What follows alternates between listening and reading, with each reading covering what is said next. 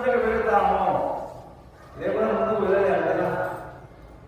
అదేవిధంగా మన శరీరం లోపల కూడా పంచభూతాలు మొత్తం కూడా ఉంటాయి. నేను ఒకటే చెప్పాను, అయితే మీరు ఇది రాసుకుని రావాలి.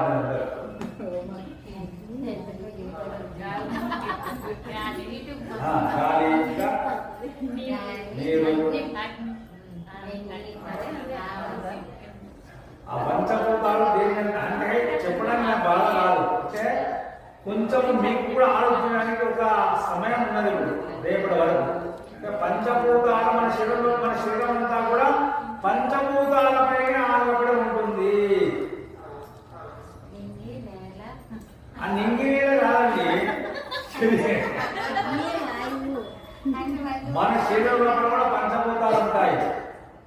పంచప్రాణాలు మనం అంటాం కదా, ప్రాణాన్ని పంచప్రాణం అంటాము.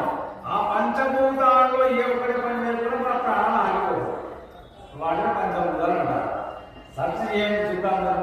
దాని వివరణ రేపు చెప్తాను. ఇప్పుడు చెప్పరు, రేపే. అయితే ఆలోచన చేయడానికి మీకు కొంత సమయం కావాలి.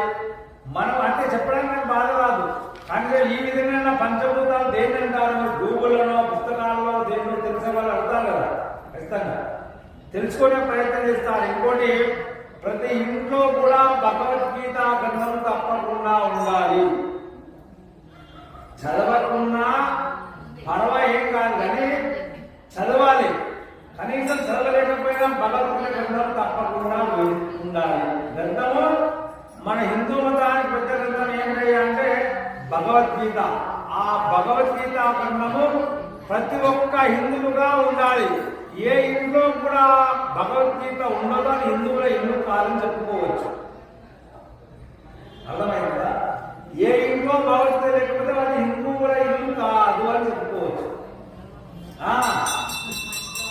మన మత గ్రంథం పెద్ద గ్రంథం ఏదైనా భగవద్గీత. ఏదో ఒక గ్రంథం భగవద్గీత లేకపోతే హిందువుల ఇల్లే కాదు.